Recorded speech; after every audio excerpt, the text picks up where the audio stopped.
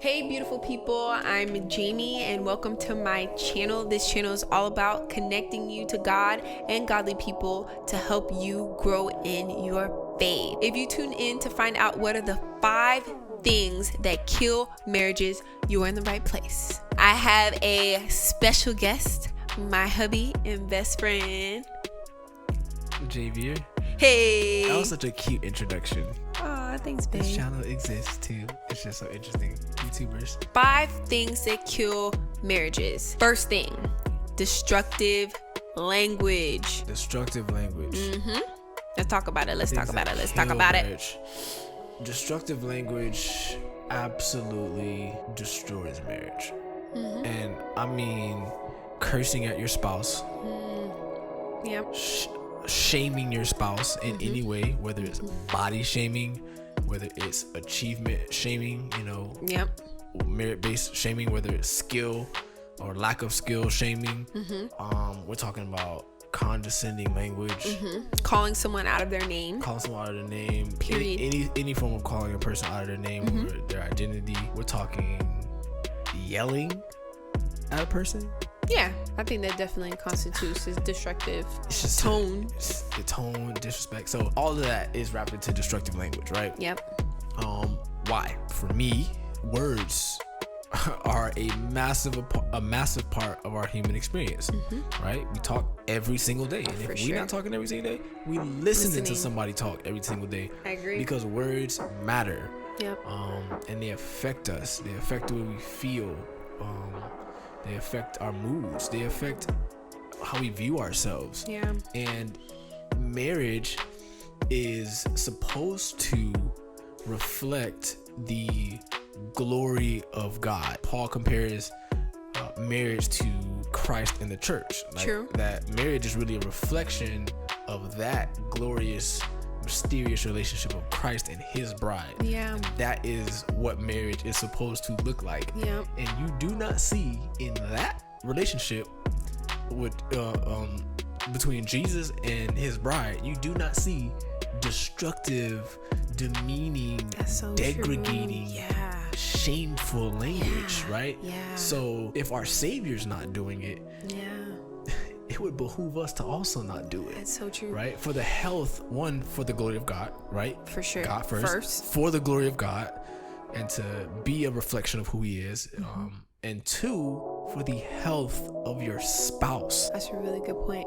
I think of, like, when you brought up Jesus, I think of the woman at the well and how Jesus knew, first of all, this wasn't only a woman where at this point in time, women didn't have any rights. You talking about the right to vote. Yeah. No rights. She was property, period. Just because of the time that she was born into. And also she was a Samaritan. So she's what they would call a half-breed, not a full Jew. So Jesus speaking to her, breaking all types of social norms and, at the time. But then he knows, being God in the flesh, that she's had 5 husbands. 5. He knows that she's living with a man who's not her husband. Long story short, she had 5 husbands. And rather than destroying her identity in that moment, which, I mean, you have 5 husbands. There's a lot going on with you. You know what I'm saying? And you with another dude, he used that as an opportunity to minister to her. And to build her up. And build her up.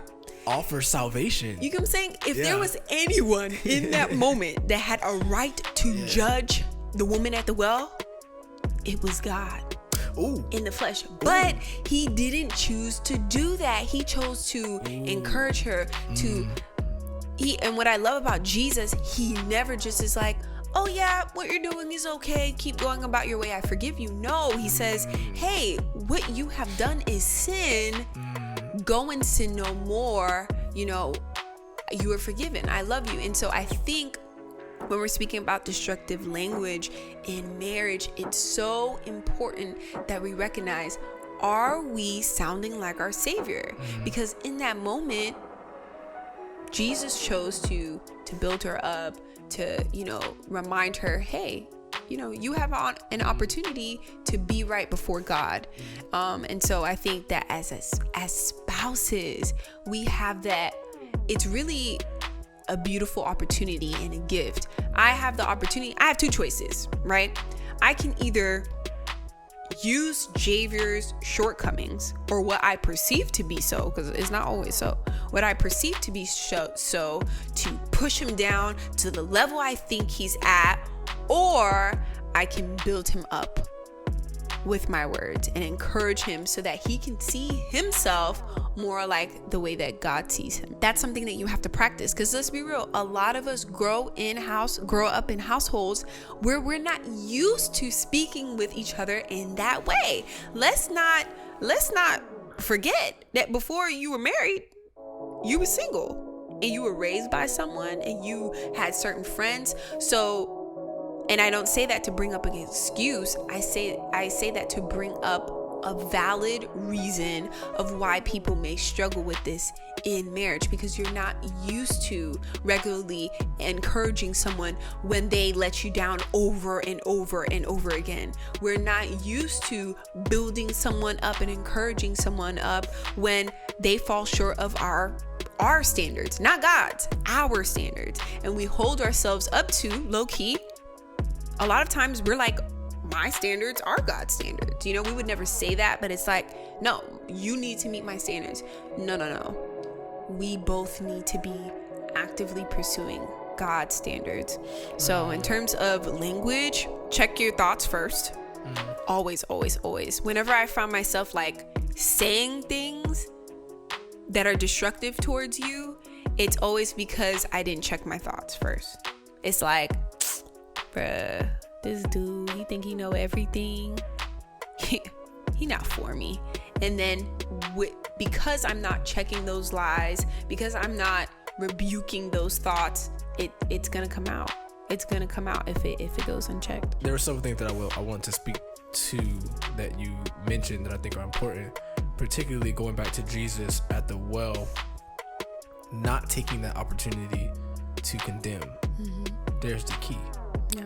That's the lock and key right there. Yeah. Jesus, when given the opportunity to condemn, did not condemn because edification was more important. He did not, in that opportunity, condemn her because there was a greater opportunity to edify her. Yeah. Because, and I'm not going to say that he always does that, because he condemns the Pharisees on a litany of occasions, right? Because they needed it. Exactly. Right? That is what they needed. God knew exactly what, because they're supposed to be the mature. They're supposed to be the creme de la teachers, creme of spiritual fitness. True. As it relates to godliness, and he was able to speak to them that way. Yep. But your spouse is not a Pharisee. Woo! Can you say that again? Your spouse is not a Pharisee. Come on. Even if they are a Pharisee, they're your spouse first. Yeah.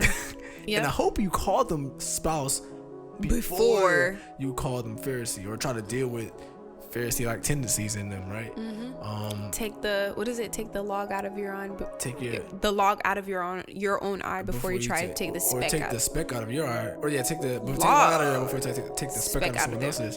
But that person is a part of you. True. God no longer sees you as two but one. So while you are spitting on and condemning your spouse, that's your body. Bruh. That's you. Bruh. That you spitting on. It's really a reflection of who you are. So we got to move on from this though, babe. Another thing that we have seen that kills marriages is seeking poor counsel. What do you mean? Well, the main thing is seeking counsel from people who do not know God and are not going to steer you in a godly perspective or in a godly way. I think it's so important because even in scripture we seek counsel, seek wise counsel. We want to make sure that in our marriages we're seeking counsel from people who are going to tell us the biblical truth, right? What does it mean to love and serve your husband as a woman? What does it mean to love and serve your wife as a husband according to scripture? What do you think, babe, in terms of seeking poor counsel? Yeah, I think that could be destructive let me backtrack. I think, let me know if you agree, 98.9% of marriages need counsel. Yeah, man. I would take a step further and say 99.9% of human beings need counsel. Yep. 99.9% of people need counsel. For sure. I know. 100%. Let's backtrack. Before seeking poor counsel, if you ain't seeking no counsel, that's a marriage killer, my friend. That's true. Look, man, you're going to argue with your spouse. Y'all going to have issues about something, whether it's the dishes, whether it's words, whether it's anything. It's going to come up because you're that close to that person, right? Yep. You see them every day. So if you're not seeking counsel, marriage killer. But if you are seeking counsel and you are talking to your cousin Juju, who don't know Jesus, who out here rubbing stones together, who's gonna be on your side no matter what you say or what the other person did. Oh man, you know what? Divorce them. End it. That's the first thing that comes out of their mouth. They're not worth. That is that. Man, were you there when I made the vow before God? Choose an analogy that expresses how bad that is. It's not okay, to consume that kind of information about your spouse, right? Yeah. Don't go to people who don't even believe that the covenant of marriage is an esteemed thing. You know what I mean? Like when you say "I do" at that altar, before God, He no longer sees you as two people. Nope. He sees you as one. Y'all won. Do you understand that? Yeah, it's true. That is, again, as I say all the time, respect the designer. You don't say that all the time. I do to my guys. You do? Yeah, they'll know. They watch this video and they'll know. I say respect the design. The design of marriage is to be so unified, to be so one that God sees you as one. Yeah. So to invite a poisonous counselor from the outside of that unity inside to wedge up. Nah, bro. You know how many marriage killer. And also, I do want to make a disclaimer. We are not making this video because we think we know everything about marriages. We are not making this video because we're exempt from a lot of these things. We are making this video because we want other Christians who are married and even those who are single to know what things to look out for, even ourselves, right? So these very same things, they apply to us. They apply to us. And these things could kill our marriage if we exactly are complicit. That's what I was just about to say. Yeah. These things can kill our marriage if we don't do them. Yeah. So we're not somehow above these things. We got this down packed, that's why we're talking about it. Nah, we're talking about it because we realize, hey, these are some things that have caused us issues in our marriage, and we've seen these things cause issues in other marriages. Okay, don't call your parents when you're arguing. Don't do it. Let's talk about parents. Do it. Parents have a position before marriage, and they have a different position after marriage. Before marriage, mom is mom, dad is dad, and that's who they are. They're pretty significant. They're not less important than your boyfriend. You know what I mean? Of course. They're not less important than your boyfriend. But when you enter covenant and you become one, spouse, God I was just about to say that. Family, right? Everybody else. Your spouse is more significant than your parent. Biblically, okay? You know what I'm saying? That's so weird to say that. You feel me? It's biblically. It's not you know what our I'm saying? opinion. Like God is saying, you are one. So when I see you, I see one. So unless your parent is filled with the Holy Ghost and is about to say, look, you need to humble yourself. To both of y'all. And go to just say someone only calls. Oh, okay, get what you're saying. Parent, right? Unless they're telling you, hey, this is what you signed up for. Husband, you are now one flesh with her. Go love your wife. Wife, you are now one flesh with him. Go honor your husband. Yeah. Go talk to him, right? Or pray for him to humble himself to initiate reconciliation, right? Yeah. Unless your parents are pointing you directly to the cross, which is where you're going to find reconciliation. Exactly. Which is where you're going to find the resolve within yourself to humble yourself, to reconcile with your spouse, is poor counsel. Yeah.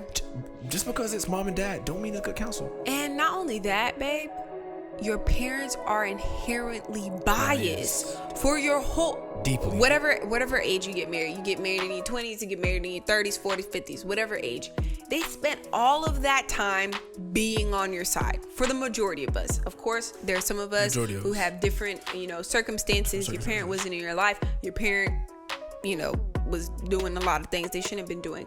But for a lot of people, your parent has been that person who's been in your corner. So now you think you have an issue in your marriage and they're going to tell you how to best love and serve that other person? Unless they are filled with the Holy Spirit and they know Christ, is going to be extremely difficult in terms of seeking counsel. We've gone to our pastors, we've gone to elders, but we've never gone to people who didn't know. Spirit-filled married couples. Exactly, spirit-filled married couples. You got to go to people who have the wisdom, who have the experience. Exactly. Who have the truth, right? That's what you got to do. Yeah. Stay away from poor counsel. It's a marriage killer. Our next thing that we have seen that kills marriages, or can kill a marriage if you allow it to do so, is shutting down, also known as apathy. Okay? And I'm going to talk about this because, let's be real, I struggle with it, okay? We both struggle with it. Oh, yeah, we do. Yeah. I was just going to talk about me.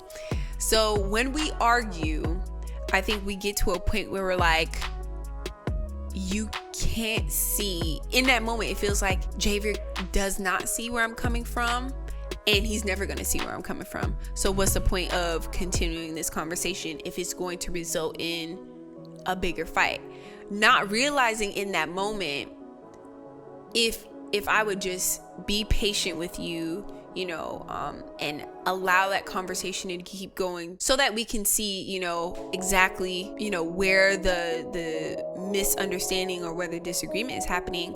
Instead of shutting down, it would result in a healthier result. We can spend all day on this one because apathy. Well, for me, speaking from my perspective, when I shut down, it's at the point where I feel as though I am no longer talking to a human being. I'm talking to an inanimate object. Wow. Because it's like, you're against me. It's not only are you not hearing what I'm saying and don't want to hear what I'm saying, you don't want to actually solve the problem. And it's just like, all right, whatever. Yeah, you do get that's like what that. It is. Whatever, man. Go do you. I'm gonna do me. I don't care. Yeah. And that is so dangerous. It's a bad because place what to be. you might not say this when you shut down or you're being apathetic, but what you're spiritually communicating is you're not important enough to solve this problem. You're just not. You're not important enough for me to feel inconvenienced by your lack of understanding of what I'm saying to you. That's what we're communicating to our spouse. I would dare say we're communicating emotionally and spiritually. I'm going to spiritually divorce you in this moment because I don't agree with you. Right? We're not going that step and saying, we're not bold enough, and we're not audaciously selfish enough and publicly selfish enough to say I don't want to be with you anymore. Well, we've done that too. We have. we have. Yeah. But I think more recently, it's more, all right, you're gonna stay in your corner, I'm gonna stay in my corner, and we're just not gonna talk to each other. Apathy, shutting down. And I think because that's both of our tendencies. There's a lot of people in marriages, one shut down, and then the other person is just like in their face. That's what we tend to see a lot of. But we both have the same, natural knee-jerk reaction, which is to shut down. And so that can be difficult. And at the end of the day, one person has to humble themselves. And it always happens. Either you coming to me and being like, hey babe, I still love you, I'm open to speaking with you, or me coming to you letting you know, like, hey babe, I love you, like, I want to talk about this. So I think mutual initiation is good. It doesn't matter who initiates per se, but I'm gonna challenge the men, right? Men, step up. Love your wife how Christ loves the church. Oh, wait a minute. Jesus died. He died for the church. That's good. Oh, well, wait a minute. The church was his enemy, and he died while they were. While we were his enemy. Yep. So that we could be reconciled to him. Yeah. Husbands, love your wife like Christ loved the church. Yeah. Again, mutual initiation is good. I think it's totally fine for a wife. Look, if your husband's being utterly stubborn, utterly disobedient, hey, I'm over it. Yeah. To put some air in his sail. You know what I'm saying? Yeah. I need that sometimes. I'd be like, babe, hey, look, I still love you. You be like this. All right, man. All right. So, but I think this goes into responsibility, and we're teetering into the gender roles world now, right? Where it's like men are called to pursue women. Well, husbands are called to pursue their wives. Pursue their wives more particularly, like pursue her. Yep. Shutting down is the antithesis of that. Mm-hmm. It's the antithesis of pursuit. Mm-hmm. You're not pursuing. Yeah. And then the next step is abandonment. Yeah. So you're doing literally the opposite of what God is instructing you to do for the sake of your growth as a husband, and for the sake of your wife's growth as a wife, and for the sake of her feeling and rallying around the idea that you really do love her. Yeah. Because isn't that what we want from God? We want the affirmation that you love me. Yeah. Even when I mess up, you love me. And how does he come through? Yeah. Every single time with grace. Single time. Grace. Where sin abounds, grace abounds all the more. Husbands, reflect that message to your wives. That's my challenge, right? You're upset, but you better go start the conversation, buddy. Yeah. Yeah. So. Yeah, and I think in that same token, like for women, we not off the hook. Yeah. You get what I'm saying? Like, not at all. The bride has the responsibility to respond to Christ. Oh, you right? are preaching. Like, Jesus for sure pursues, and he died for the church, right? But the church also responds in love. Yeah. In love. The church responds in humility. In humility. Tenderness. Like, no, if your husband is coming, apologizing, repentant and trying to reconcile, the worst thing that you can do is shut him down in that moment, because it's hard. My context as a black male Christian man, right? That's all I can speak for, and it's not necessarily difficult for me to apologize. It's difficult for me to apologize when I believe that the person is still not going to acknowledge their acting, right? So if we get into an argument and we both are at fault, and I'm like, look, I'm sorry, for what I contributed, and that person fails to see their participation and further calls me out, that's difficult for me hard. Sometimes. Like, yo, how dare you, But that is the dying to the flesh, right? Yeah. Because it's still not my role to be the executor of judgment. It's not my role to condemn ever. It's not anybody's role to ever condemn ever. Yeah. So even in that moment, and Pastor Brian talks about this, still humbling yourself. Yeah. Come back again and apologize. Continue to pursue. So that's the toughest part about it. Why is it like that? I don't know. You know what I mean? I didn't grow up receiving apologies for when errors. Someone wronged you, when I was wronged. Nobody did that. Apologize for what? Just kept going. Exactly. So it's just not an experience that I have.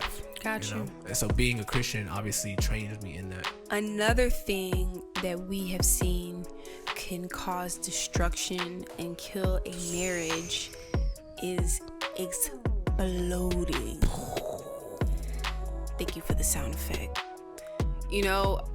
I've seen in our marriage where I know that normally we resort to shutting down and we're being apathetic, and we'll try to come back sometimes and like reconcile or just talk it out, and we are not filled with the Spirit, bruh. We're not ready. We're not in the space where it's like, okay, I want God's glory and I want to love you and I want to serve you and just humble myself. But you can tell we're still in the mentality of, I want this person to know that I was right, because we explode when they push that button. It's like, no, you're wrong. As soon as they push that button where it's like, no, you're still wrong, boom, explosion. We're not okay with the other person not yet seeing their fault. Exactly. And you have to get to a point in marriage where you are okay with the other person not seeing your point of view. Exactly. That's difficult. That's really hard. You have to get to that point in order to have a healthy marriage. Yeah, man. You just don't need to be right all the time. That's so true. It's difficult to even say that, but it's like, look, God's gonna judge you. You remember last time I told you, look, you're gonna be responsible to God. Yeah. You're gonna be responsible for God. I don't know what to do. I still exploded, and I still walked outside. Wasn't, the right thing. It wasn't right. But what your heart was in the right way. Exactly. It's like, hey, at the end of the day, I can't do you're gonna be responsible to God for your actions. But that probably is not the best thing to say to someone when you're. I mean, I obviously wasn't saying it to edify you. Yeah, you know what I'm saying? Like, how was your time with the Lord before you just spoke to me? But yeah, I think exploding, and when we say exploding, we mean raising voices, just things going back and forth. There's a point in reconciliation where you're not trying to reconcile. That's so true. That's exploding. Where you're literally just talking. You're not even yelling. You don't care that you're not being heard. Mm-hmm. You don't care if even what you're saying is nice or kind. You don't care what God thinks what you're saying. You don't care. Mm-hmm. And you're in that mentality speaking. Anytime you get to the place where you're in a blind, I don't care about nothing, and you open your mouth, more than likely it's not going to be good. That's so true. So that is what that's what we define as exploding. Like, you're not trying to reconcile. Mm-hmm. You don't care about what you're saying. You are not here. You are just in an emotional rage at this point. And I think for any of our single people who are watching, evaluate how you are responding to people who do not agree with you now. That's true. Because it is a telltale sign how you're going to respond in marriage or when you have kids. Because a lot of people don't realize, it's no thing. I'll just start talking to her. I'll just stop talking to him and we good.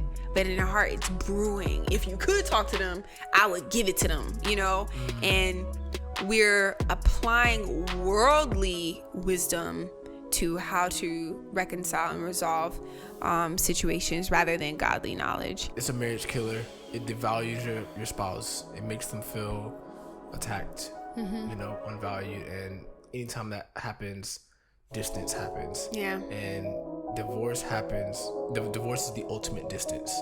That's all it is. Literally. Distancing yourself from your spouse cutting yourself and divorcing yourself from your spouse are in the same family. That's it's true. Just a shorter distance. That's true. You know what I'm saying? So close the distance by avoiding these kinds of things. Last thoughts. We are going to talk about lack of unity. Lack of unity. What are your thoughts, babe? Well, again, on that marriage killer.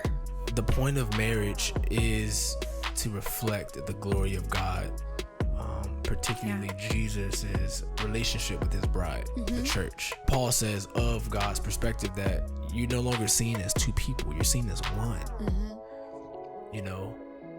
Wives, love your wives, submit to your husbands. He's the head of the marriage. Honor your husbands. Husbands, love your wives. She is your body. She's like your own. It's like, do you not take baths? Well, your wife is a part of your body. Cleanse her, wash her, take care of her, be tender, be gentle. It's this beautiful, unified thing. Image, right? It's beautiful when it's functioning appropriately. Yeah. But when you are not unified, and what do we mean by not being unified? I mean, at least from a husband's perspective, if there's a particular vision that God has given me, right, with which to lead our family with, and I bring it to you, and you're like, I'm not gonna do that. Not only are you not gonna do it, you're gonna do whatever you want to do. You're gonna do whatever you want to do. That is a disunification, right? Yeah. Around the vision, but that's just one area of lack of unity around the vision, right? And that causes distance, which again, distance is just a very shorter form of the ultimate distance, which is divorce, right?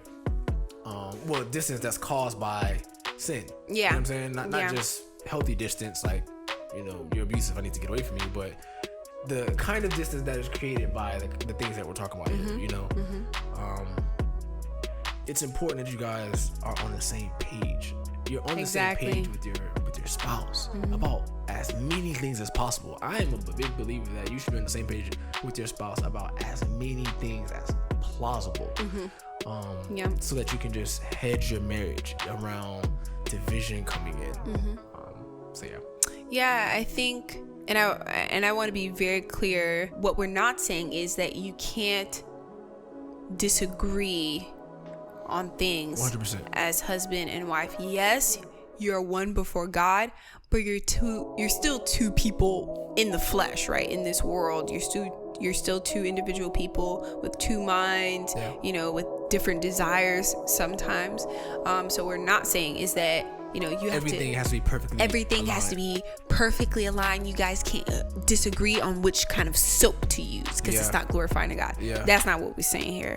What we're saying here is that in your big vision as a family, are you both submitted to doing whatever God tells you to do? Because there are going to be some times, I mean, I'm sure in our marriage that are coming up, and we've already experienced this, where the Lord is leading us to do something as a family, and we might not necessarily be on the same page about that. But the beauty of both being Christians, both being spirit filled, is that we have the opportunity to submit to God and ask him, Lord, what is the vision? You know, what do you know, in terms of our finances, careers, family, and every single aspect, you know, children, everything. So I think when we're talking about unity in marriages, are you both praying and seeking God about what his will is for you as a family, right? So I think a lot of times when we're single, we focus on what's my purpose, what am I supposed to do, and then we get married and it's just it carries over. It's I'm going in this direction, hey, just join me. Exactly. You know, versus, okay, wait a minute, we're together now. Exactly. What are your giftings, talents, and personalities? What are mine? And what does God want us to do now? Together. You know, together. Exactly. So I think, you know, for married couples, you know, just really make sure that you're following. Oh gosh, I know I'm gonna get some comments below. Really make sure that you're following God's plan. You know. Why? What's wrong with that? You know, isn't that a Drake song? Ain't nobody thinking about Drake. I don't think I've ever heard that song before. But you know, make sure that you're following God's plan. You know, whether you're the husband, you know, it's not godly to be domineering and to pull your wife in one direction because that's what you feel is best, because it's going to show later down on the line whether that was what God intended to do, and it's going to be muddy and ugly. And also to the woman, don't, you know, I think is it Proverbs 14 who says, you know, with a woman's own hands she tears down her house, you know, but she can also build it up. So I think it's very important for women to recognize, hey, regardless of what society says, we're going to value as Christian women what God says. And I think it's very clear that as women, our role is to glorify God in serving our families and loving our husbands, our children, and really focusing on the home. That doesn't necessarily mean that you can't work, right? That's not what that means. But, you know, are you neglecting your children and your husband and your home? That's deep, Jamie. Yeah. Yeah, because again, babe, we gotta respect the design. Respect the design. Right? Respect the designer. You gotta respect the design. Ooh, that would be a nice shirt. He's made men. He's made women. He's made husband. He's made wife. He's created a system with which for us to relate to one another. It's true. And he's laid it out for us, right? Husbands, love your wives as Christ loves the church. Wives, submit to your husband, honor him, right? And yet, somehow along the way, these things have become I don't know if it's just misinformation or if it's just bad teaching. Yeah. You know, on love and submission and respect and what these things mean, but we need to know what these things mean as Christian married couples, right? We just can't just graze over like, yeah, that's a thing, but that was a thing. It's the design. Let's try to conform ourselves to the best way we can to the design so that we can optimize and maximize our lives, right? That's all I got, baby. That's all I got. Awesome. So I hope that you all enjoyed this video on what are the 5 things that kill marriages. And if you like this video, go ahead and like it, and make sure that you comment down below on which of these 5 things that you have seen in your own marriage has played a role in causing destruction, or if there's something that we did not touch on. Go ahead and leave a comment down below. Do you have anything, babe? Thanks for listening. Definitely suggest any other topics you want to hear a Black married Christian couple talk about, for sure. And we'll try our best to really get to that, you know, if it's something that we believe is pertinent. Awesome. Thank you so much again, and we'll see you in the next one. Yes, we will.